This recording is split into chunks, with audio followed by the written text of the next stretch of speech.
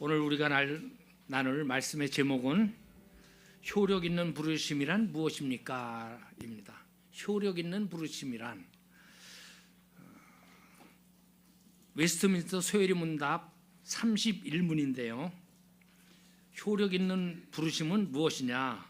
효력 있는 부르심은 하나님의 영의 사역으로 이것에 의하여 그는 우리에게 우리의 죄와 비참함을 납득시키고 우리의 마음을 밝혀 그리스도를 알게 하시며 우리의 의지를 새롭게 하시면서 복음에서 우리에게 거저 제공된 예수 그리스도를 받아들이도록 우리를 설득하시어 받아들이게 하십니다. 성경 한번 보겠습니다. 마태복음 22장 1절부터 14절까지 말씀을 한 절씩 교독하겠습니다. 예수께서 다시 비유로 대답하여 이르시되 천국은 마치 자기 아들을 위하여 혼인잔치를 베푼 어떤 임금과 같으니 그 종들을 보내어 그 청한 사람들을 혼인잔치에 오라 하였더니 오기를 싫어하거늘 다시 다른 종들을 보내며 이르되 청한 사람들에게 이르기를 내가 오찬을 준비하되 나의 소와 살찐 짐승을 잡고 모든 것을 갖추었으니 혼인잔치에 오소서 하라 하였더니 그들이 돌아보지도 않고 한 사람은 자기 밭으로 한 사람은 자기 사업하러 가고 그 남은 자들은 종들을 잡아 모욕하고 죽이니 임금이 노하여 군대를 보내어 그 살인한 자들을 진멸하고 그 동네를 불사르고 이에 종들에게 이르되 혼인잔치는 준비되었으나 청한 사람들은 합당하지 아니하니 네 거리 길에 가서 사람을 만나는 대로 혼인잔치에 청하여 오라 한대 종들이 길에 나가 악한 자나 선한 자나 만나는 대로 모두 데려오니 혼인잔치에 손님들이 가득한지라. 임금이 손님들을 보러 들어올새 거기서 예복을 입지 않은 한 사람을 보고 이르되 친구여 어찌하여 예복을 입지 않고 여기 들어왔느냐 하니 그가 아무 말도 못하거늘 임금이 사환들에게 말하되 그 손발을 묶어 바깥 어두운 데에 내던지라 거기서 슬피 울며 이를 갈게 되리라 하니라. 청함을 받은 자는 많되 택함을 입은 자는 적으니라. 아멘. 오늘 우리가 공부할 내용은 효과적인 부르심이란 무엇이냐 하는 것입니다. 하나님이 요즘 우리가 성령론을 공부하고 있잖아요. 구원론을 공부하고 있는데 구원을 위해서 지금 성령님께서 우리에게 믿음을 허락하시고 우리 안에 믿음이 일어나서 예수님을 나의 구주로 믿게 하시고 그리고 이제 성화되는 과정으로다가 구원을 향해서 우리를 쭉 가도록 성령님께서 인도하시는 거거든요. 그런데 오늘은 효과적인 부르심, 효력 있는 부르심이 무엇이냐 하는 것을 우리는 공부를 하는 것입니다. 우리를 하나님이 부르셨는데 효과적으로 부르셨다는 거예요. 그래서 효과적인 부르심이라고 하는 것은 우리를 구원하시는 하나님께서 우리를 부르실 때 그 부름이 효과가 있어야지만 반드시 응답이 있는 거거든요. 근데 하나님이 우리를 부르시는 거는 반드시 효과가 있다 하는 거죠. 그렇다면 우리를 부르시는 그 부르심에 효과적이지 않은 그런 부르심도 있을까요? 있습니다. 효과적인 부르심을 우리는 내적 부르심이라고 얘기하거든요. 신약적으로. 근데 이제 효과적이지 않은 부르심도 있어요. 외적인 부르심이라고 우리가 표현을 하는데 쉽게 말해서 신자들이 우리 믿는 사람들이 밖에 나가서 전도하잖아요. 전도하는데 그 복음을 전도하는 것이 바로 외적 부르심이라고 부릅니다. 외적 부르심. 그러니까 효과가 있을 수도 있고 없을 수도 있는 부르심. 그것이죠. 우리가 밖에 나가서 전도를 하면은 사실요 복음 전도에 어떤 사람들은 반응을 하는데 어떤 사람들은 반응하지 않습니다. 어떤 사람들이 반응하지 않는다는 표현이 아니라 거의 상당수가 반응을 하지 않습니다. 우리가 나가서 전도하는 것은 항상 효과가 있는 것은 아니죠. 오늘 우리가 읽은 마태복음 22장 1절부터 14절까지 본문에 보면은 예수님이 비유로 말씀하시는데 어떤 임금이 자기 아들 혼인잔치를 베푸는 이야기를 하셨습니다. 하나님께서 천국을 이룩하시고자 세상에 복음을 전파하신 것이죠. 복음으로 사람들을 천국으로 초대하시는 것입니다. 그래서 이제 예수님께서 천국은 마치 하면서 이렇게 비유로 말씀하신 거예요. 그런데 이 오늘 우리가 읽은 본문을 보면은 우리가 세상을 살아가면서 그렇게 흔하지 않은 일이다라는 것을 알 수가 있습니다. 임금님이 자기 아들 왕자를 결혼시키면서 백성을 초청하거나 아니면 신하들을 초청했다는 거예요. 그러면은 임금님이 초청을 하면은 보통 초청이 아니죠. 초청을 받은 사람 입장으로서는 굉장히 영광스럽게 느껴질 만한 초청이에요. 그래서 나 같은 사람을 초청해 주셔서 감사합니다. 그리고 열일을 제껴놓고 그 초청에 응할 것입니다. 임금님이 우리 아들 결혼식인데 와서 밥이나 같이 먹읍시다 하면은 저그날 일정이 있어서 안 되는데요. 사전에 약속이 있습니다. 라고 거부할 분 우리 중에 있을까요? 대통령 초청을 한 번도 안 받아본 경험이 있어. 그 감정을 잘 모를 거예요. 그 감정을 잘 모를 거예요. 그러나 저도 대통령 초청을 받아본 적이 없는데 국회의원 초청만 받아도 굉장히 영광스럽게 생각하고 국회의원하고 악수만 한 번 해도 자기 SNS에다가 올려가지고 막 국회의원하고 했다고 그렇게 올리는 분들도 많이 있는 것이 세상적인 광경입니다. 그렇기 때문에 임금이 초청을 했는데 그 초청을 거부했다고 하는 것은 세상에서 흔하게 볼 수 있는 상황은 아니다 하는 것입니다. 그런데 오늘 성경에는 임금이 초청을 한 번 하고 끝난 것이 아니라 재차 초청을 했어요. 2번씩이나 초청을 했습니다. 그런데도 안 온다고 하는 것은 세상에서 상상하기 어려운 일입니다. 예수님이 이런 말씀을 하신 데는 그만한 이유가 있습니다. 왜냐하면 하나님께서 이 세상에 복음을 전하셔서 죄로 말미암아 죽어가는 영혼들을 살리고 마침내 죽을 수밖에 없는 그들에게 영원한 생명을 주시기 위해서 구원을 얻을 수 있도록 아주 귀한 청을 한 거거든요. 예수 믿어라. 그런데 그 소리를 듣는 사람들이 그것을 별로 달가워하지를 않습니다. 기쁘게 받지 않습니다. 그런 것이 오늘 우리가 살아가고 있는 이 세상의 현상들입니다. 오히려 이런 현상이 많이 있어요. 많이 있어요. 이런 외적 부르심이 효과가 별로 없습니다. 그래서 어떤 분들은 그래요. 목사님 그냥 구원받을 사람은 태초에 정해져 있다면서요. 굳이 우리가 전도해야 돼요. 너무 힘들어요. 그러는 사람들이 있어요. 저는 조그마한 교회만 담임을 해봐가지고 큰 교회는 잘 모르겠는데 제가 어느 교회에 있을 때 꼭 우리가 전도회만 나와가지고 옆에서 우리가 전도회 용품들을 가지고 가거든요. 이것저것 먹을 것도 해가지고 가고 커피도 내리고 칼도 갈아주고 그러면서 예수 믿으라고 얘기를 하는데 꼭 오는 사람이 있어요. 와가지고 저한테 목사님 교회는 부목사가 몇 분이에요?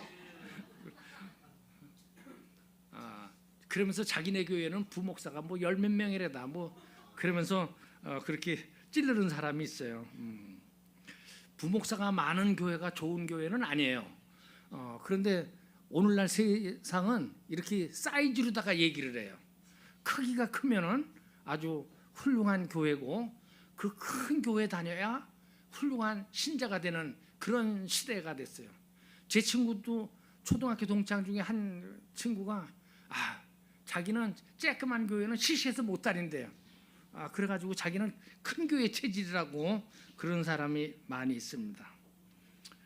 그런데 교회가 크고 적은 거는 그렇게 중요한 게 아니에요.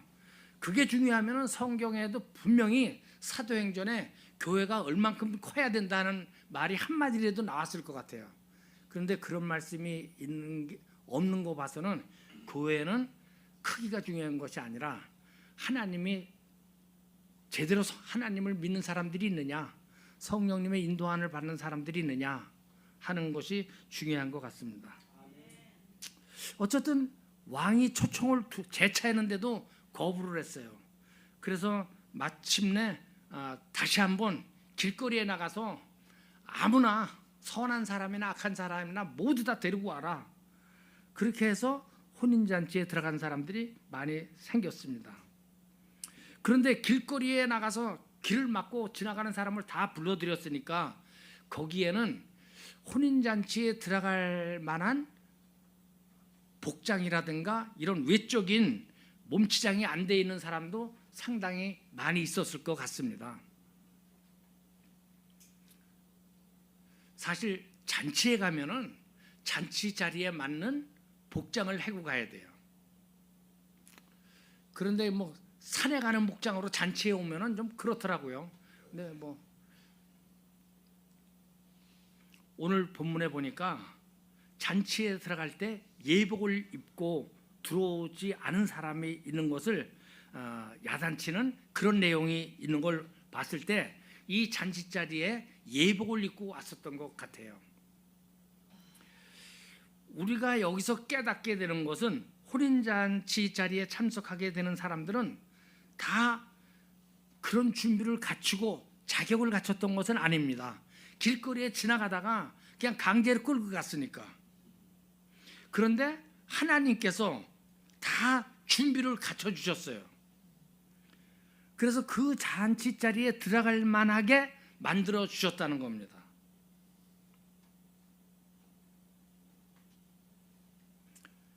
소도 잡고 양도 잡고 음식도 잔뜩 준비하고 모든 것을 다 준비했다. 그러니까 하나님께서 모든 것을 다 준비하고 사람들을 초청했다는 것입니다. 4절 한번 보세요. 다시 다른 종들을 보내며 이르되 청한 사람들에게 이르기를 내가 오찬을 준비하되 나의 소와 살찐 짐승을 잡고 모든 것을 갖추었으니 혼인잔치에 오소서 하라 하였더니, 그러니까 모든 것을 갖춰놨으니까 오기만 하면 된다는 거예요. 그러니까 여기에는 예복을 입으려고 먼저 뭐 목욕을 한 사람도 있고 머리를 단장한 사람도 있고 어쨌든 예복이 준비가 어디다가 돼 있었는지는 모르지만 예복까지 다 준비를 해놓은 것 같아요.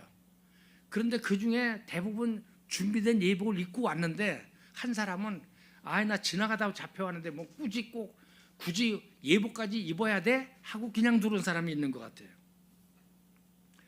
모든 사람들이 다 무자격자였습니다. 그런데 모든 사람들이 다 그 잔치 자리에 참여할 만한 그런 깨끗한 외모, 그런 예복을 입고 온 것이 아닌데 하나님께서 그걸 다 준비해 놓으셨어요. 그런데도 어떤 사람은 준비된 것도 거부하고 예복을 안 입고 들어간 사람이 있다는 것입니다.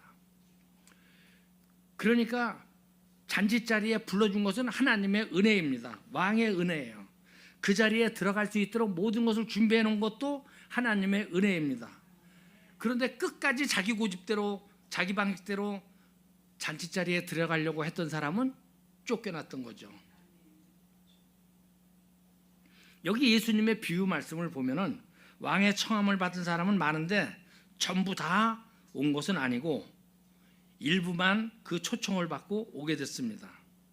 결국 예복 입기를 거절한 사람은 잔치 음식을 맛보지 못하고 쫓겨났습니다.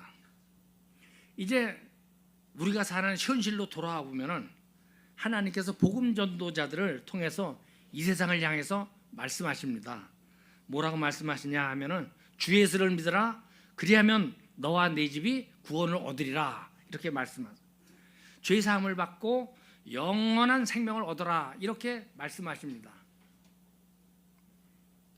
하나님께서 온 세상을 향해서 생명으로 나와라, 죄를 회개하고 영원한 생명을 얻어라 이렇게 귀한 초청을 하시는 것입니다. 하나님 없이 그대로 살다가는 너희는 죄 가운데서 멸망할 것이다. 그러니까 회개하고 돌이키라고 권하십니다. 그런데 우리가 보면은 이 세상에서 많은 사람들이 이런 귀중한 하나님의 초청을 거절하고 안 믿는 것입니다. 전도를 해보면은 믿는 사람보다 안 믿는 사람이 훨씬 더 많습니다. 그런데도 초청을 거부하고 거절하는 것을 보면은 안타깝죠. 제가 아주 30대에서부터 50이 될 때까지 허리가 아파가지고 굉장히 좀 비참했다는 표현은 좀 그렇지만 어쨌든 힘든 삶을 살았어요. 밤에 잘라고만 하면은 막 얼마나 아픈지 면도칼로 살을 찢는 것처럼 아팠어요.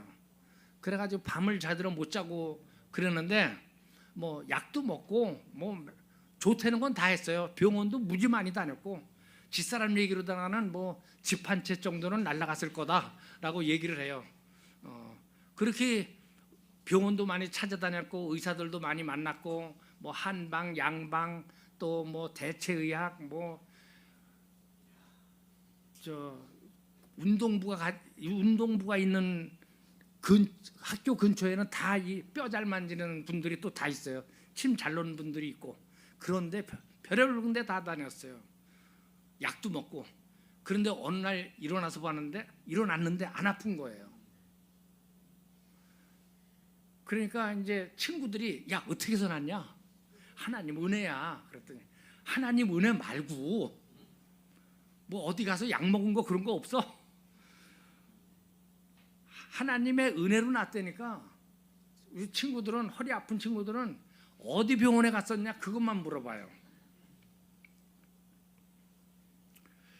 의사보다도 하나님이 더 복된 소식인데 기쁜 소식인데 이상하게도 하나님이 은혜로 베풀어서 이렇게 낫게 했다는 말은 안 믿는 겁니다.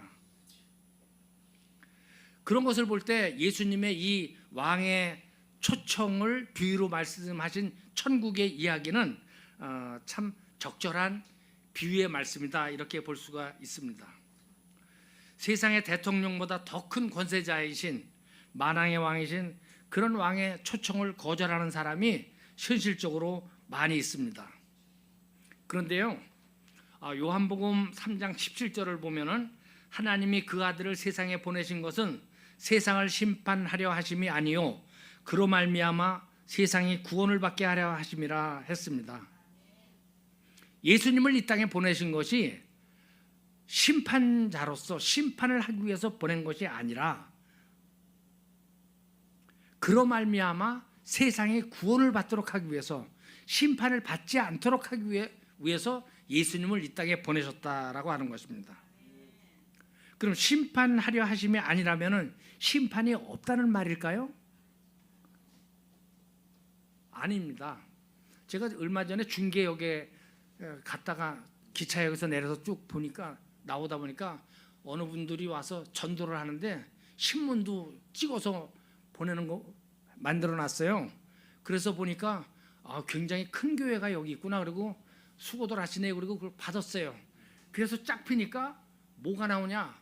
뭐 요한계시록 뭐가 쭉 나오는데 입 맞은 것을 공부를 해가지고 입 맞은 것을 알 수 있다는 거예요. 성경 공부를 해서 시험을 봐가지고 입 맞은 것을 알 수 있다. 우리가 천국에 갈지 지옥에 갈지 심판하시는 분이 누구죠? 예수님이에요. 예수님의 생명책에 우리 이름이 기록되어 있어야지 우리는 천국에 가는 거예요. 근데 그 사람들은 시험을 봐가지고 알 수 있다고 그러는 거 보니까 공부를 잘하는 사람들인 것 같아요. 그런데 요한복음 3장 18절에 보면은 그를 믿는 자는 심판을 받지 아니하는 것이요 라고 되어 있어요. 예수님을 믿는 사람은 심판을 받지 아니하는 것이라는 거예요. 믿지 아니하는 자는 하나님의 독생자의 이름을 믿지 아니함으로 벌써 심판을 받은 것이니라 했습니다. 그러니까 무슨 말이냐 하면은 세상 끝에 심판이 있겠지만 그때까지 갈 것이 없이 현재도 예수가 그리스도라고 하는 사실을 믿지 않는 것을 볼 때 심판을 받은 것이나 다름없다. 이렇게 성경은 말하고 있는 것입니다. 세상에서 숨쉬고 살아있는 동안에 예수를 믿지 않은 사람은 결국 세상 끝날에 가면은 심판을 받는 거죠. 이런 사람들을 하나님께서 자기 아들을 보내시면서까지 구원하려고 하셨는데 그 하나님이 안타까운 마음으로 구원하기 위해서 아들을 보냈는데 그 아들을 믿지 않는 사람들은 야중에 판단할 필요가 없이 먼 훗날까지 갈 필요도 없이 그 사람들은 심판을 받는다. 이렇게 말씀하고 있는 것입니다. 하나님께서 하나님의 말씀을 듣고 하나님의 말씀에 순종하고 하나님께서 구원하시려고 하는 자, 그리스도를 나의 구주로 믿고 고백한 사람들을 구원하시기 위해서, 그럴 사람들이 구원하기 위해서 예수 그리스도를 이 땅에 보내셨는데 그 예수님을 믿지 않는 사람들, 예수님을 거부한 사람들, 안 믿는 사람들은 세상에서 살아갈 때 이미 구별된 것입니다. 어떻게 구별됐느냐 하면은 심판받는 사람으로 구별된 것입니다. 그렇다면은 이제 오늘 본문에서 소요리 문답 31문 효력 있는 부르심은 무엇입니까? 라는 본론으로 들어가려고 합니다. 효력 있는 부르심이라고 하는 것은 하나님의 영의 사역입니다. 하나님의 영을 우리가 무엇이라고 부르죠? 성령이라고, 성령이라고 부릅니다. 성령이라고도 부르고 성령 하나님이라고 부릅니다. 하나님은 영이시고 하나님은 한 분이시고 성부, 성자, 성령 삼위로 일하신다. 그렇죠. 우리를 구원하시기 위해서 우리를 불러주시고 우리를 성화시켜 주는 일에 성령 하나님께서 주도적으로 하시는 거예요. 그런데 성령 하나님만 하시는 것이 아니라 성부 하나님과 성자 하나님이 같이 일하시는 거예요. 그래서 성령 하나님께서 우리 마음에 야, 나는 죄인이다. 참 이 죄를 지니까 내 마음이 이렇게 비참하구나. 죄의 비참함을 깨닫게 하는 거예요.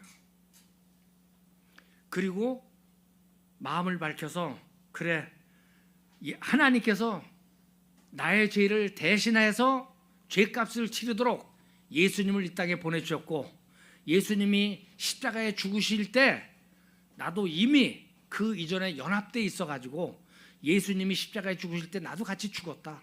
그리고 나도 이제 죄값을 치렀다. 이제 나는 예수님과 연합된 상태에서 예수님이 나 대신 죽으셨으니까 값없이, 나는 돈 안 냈으니까, 그래서 하나님께서 나를 위해서 값없이 제공하신 그 그리스도를 내가 마음을 열고 영접하기만 하면은, 예수가 나의 구주다 믿기만 하면은 우리는 효력 있는 부르심을 받은 대상이 되는 것입니다. 회개하고 주 예수를 믿으라. 그리하면 죄 사함을 받을 것이다. 하나님의 자녀가 될 것이다. 라고 하나님께서 전파하시는데 이 전파를 우리가 듣는 거예요. 근데 듣는 사람들마다 다 예수를 믿는 것이 아니고 그 말을 들은 사람들 가운데서 성령께서 그 안에서 일하시는 분, 성령께서 그 말을 믿고 믿음이 생기도록, 믿음이 일어나도록 하는 그 사람만 효력 있는 부르심이 된다 하는 것입니다.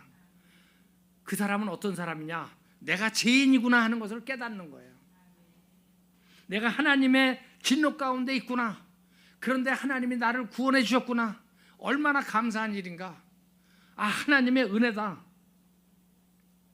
하나님이 나를 구원하시겠다고 하는 그 뜻을 알고 내가 지금까지 살아왔던 방식이 아닌 새로운 방식으로 회개하고 새롭게 살아가기를 다짐하는 사람들, 회개하고 하나님의 뜻대로 살겠다고 결심하는 사람들, 그런 사람들을 성령께서 인도하셔서 값없이 주시는 예수 그리스도를 확신을 가지고 나의 주님으로, 나의 그리스도로 영접하게 하시는 분, 그런 분들이 바로 효력 있는 부르심이다라는 겁니다.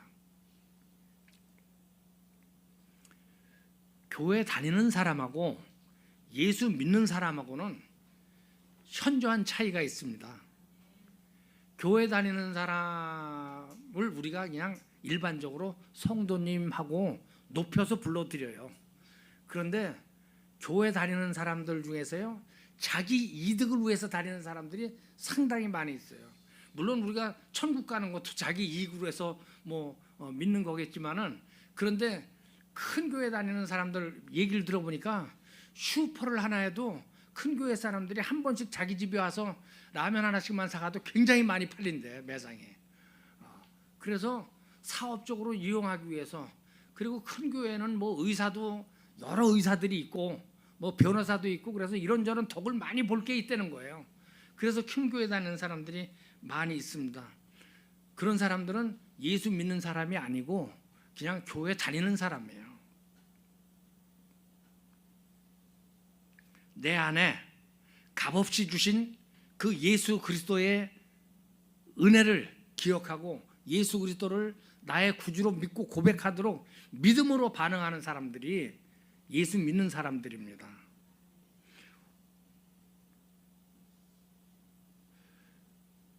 효과가 없는 부르심은, 천국은 마치 자기 아들을 위하여 혼인잔치를 베푼 어떤 임금과 같으니 그 종들을 보내어 그 청한 사람들을 혼인잔치에 오라 하였더니 오기를 싫어하거늘.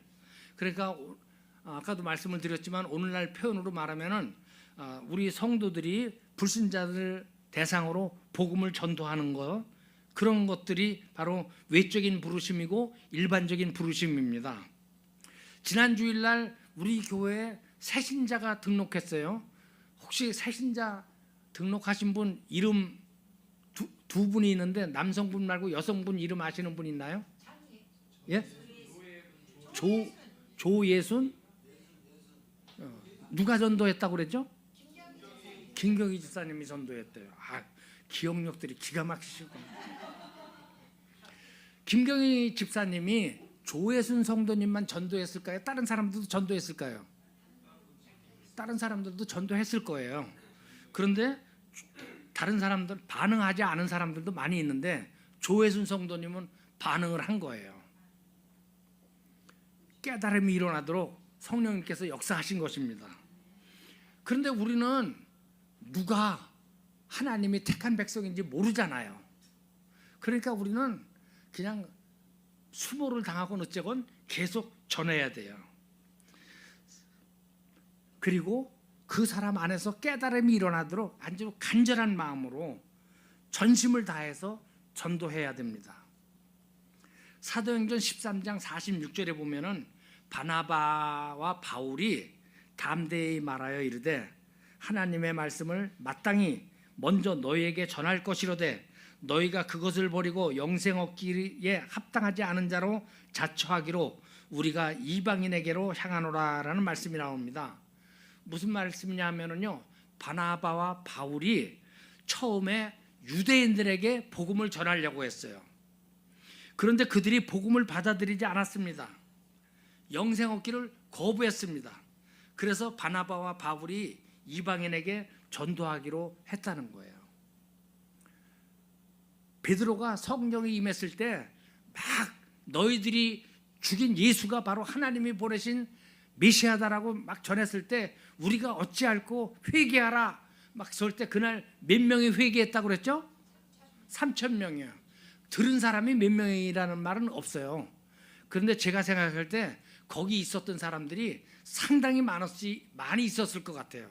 그런데 그 중에 효력이 있는 효과적인 부르심이 택함을 받은 사람들은 3,000명이 있었다. 이렇게 우리가 해석할 수가 있습니다.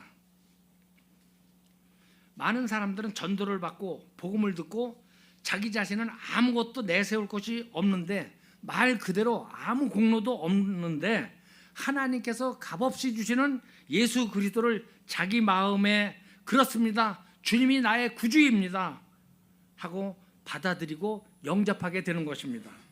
그래서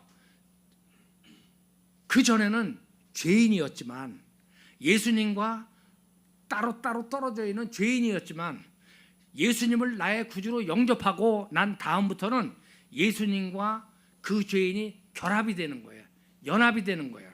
그래서 예수님이 나는 포도나무 줄기요 너희는 가지다 라고 하는 말이 그 사람에게 적용이 되는 것입니다. 지금 예수님은 어디 계시죠? 하나님 우편에 영광스럽게 계십니다. 그럼 하나님 우편에 계시니까 나하고 연합이 돼 있습니까? 안 돼 있습니까? 되어 있습니다. 하나님 우편에 앉아 계시더라도 또 먼 훗날 예수님이 다시 오실 때 그때 만나시는 것과 상관없이 지금 내가 예수를 나의 구주로 믿는다고 하면은 예수님은 나의 포도나무가 되시고 나는 그 포도나무의 가지가 돼서 서로 연합되어 있는 것입니다. 예수님과 연합해서 예수님의 지체로서 이 땅에 살아가는 것이 다 하나님의 은혜입니다. 사랑하는 우리 말씀교회 성도 여러분, 마가복음 16장 15절에서 16절을 보면은 또 이르시되 너희는 온 천하에 다니며 만민에게 복음을 전파하라. 믿고 세례를 받는 사람은 구원을 얻을 것이요 믿지 않는 사람은 정죄를 받으리라 했습니다. 이제 우리는 예수님과 연합된 줄기와 가지의 상태로 세상을 살아가고 있습니다. 그런데 우리에게 주신 말씀이 너희는 온 천하에 다니면서 복음을 전파하라라고 말씀하셨어요. 온 천하라고 하니까 저 바깥만 보는데 제일 먼 데가 어디라고 그랬죠? 우리 담임 목사님 말씀이 내 있는 데가 제일 먼 데라고 그랬잖아요. 우리 가족부터. 근데 가족 전도하는 것처럼 어려운 게 없어요. 그런데 너무 어렵게만 생각하지 마시고요. 내 가족들에게 예수님의 삶을 내가 보여주는 거예요. 세상 사람들은 어떻게 하나님을 아냐 하면요, 하나님 믿는 사람을 보고 하나님을 알아요. 그러니까 우리 집에서도 내가 예수를 믿는다면은 내가 예수님처럼 행동해야 돼. 그래야 내 식구들이, 내 사촌들이, 내 자녀들이 예수님을 알게 되고 예수님을 믿게 되는 거예요. 그런데 중요한 것은 어쨌든 온 천하에 다니면서 복음을 전해야 된다는 것입니다. 이 말씀은 우리를 부르신 이가 우리를 보내서 세상 모든 사람들을 부르시고 계신 거예요. 이 부르심을 일반적인 부르심이라고 하는데, 일반적인 부르심이 왜 중요하냐? 일반적인 부르심이 없으면 효력 있는 부르심이 없는 것입니다. 효력 있는 부르심이 하나님의 은혜는 은혜이지만은 성령께서 하시겠지 하고 성령께 밀어버리면 안 되는 거예요. 우리가 외쳐야 되는 거예요. 우리가 가만히 있으면 안 되는 것입니다. 로마서 10장 13절에서 15절을 보면은 누구든지 주의 이름을 부르는 자는 구원을 받으리라. 그런즉 그들이 믿지 아니하는 자를 어찌 부르리요? 듣지도 못한 일을 어찌 믿으리요? 전파하는 자가 없이 어찌 들음이리요? 보내심을 받지 아니하였으면 어찌 전파하리요? 기록된 바 아름답도다. 좋은 소식을 전하는 자들의 발이여함과 같으니라. 그렇습니다. 하나님께서 믿는 자들과 교회들을 사용해서 너희는 만천하에 다니며 복음을 전파하라고 하셨습니다. 전하는 사람이 있어야 듣는 사람이 있다는 것입니다. 들어야 믿음이 생길 수 있다는 것입니다. 그런데 현실은 녹록하지 않죠. 사람이 초청장을 가져왔으면 그렇습니까? 예, 알겠습니다. 제가 그날 초청에 참석하겠습니다. 그러면 초청장을 가져간 사람이 기분이 얼마나 좋겠습니까? 그런데 천국은 안 그렇다는 거예요. 예수님이 말씀하신 거예요. 제가 얘기하는 게 아니라 천국 초청장은 가지고 가서 전파해도 환영하지 않고 내동댕이 치고 자기 할 일을 하러 가는 사람들이 많고, 어떤 경우에는 초청장을 가져간 사람을 죽이기까지 한다는 것입니다. 그래도 우리는 해야 됩니다. 우리가 너희는 온 천하에 다니며 만민에게 복음을 전파하라. 믿고 세례를 받는 사람은 구원을 얻을 것이요 믿지 않는 사람은 정죄를 받으리라 하는 명령을 우리가 받았어요. 우리가 이 일을 행해야지만 성령님의 효력 있는 부르심의 역사가 일어나는 것입니다. 그러니까 이 명령을 받은 우리는 이것이 얼마나 귀중한 명령인가 하는 것을 생각하고 책임 있게 이 말씀에 순종해서 복음을 전파해야 하는 것입니다. 이 복음 전파 말씀에 순종하고 그래서 아름답고 복된 발걸음의 말씀교회 성도님들이 되기를 축복합니다.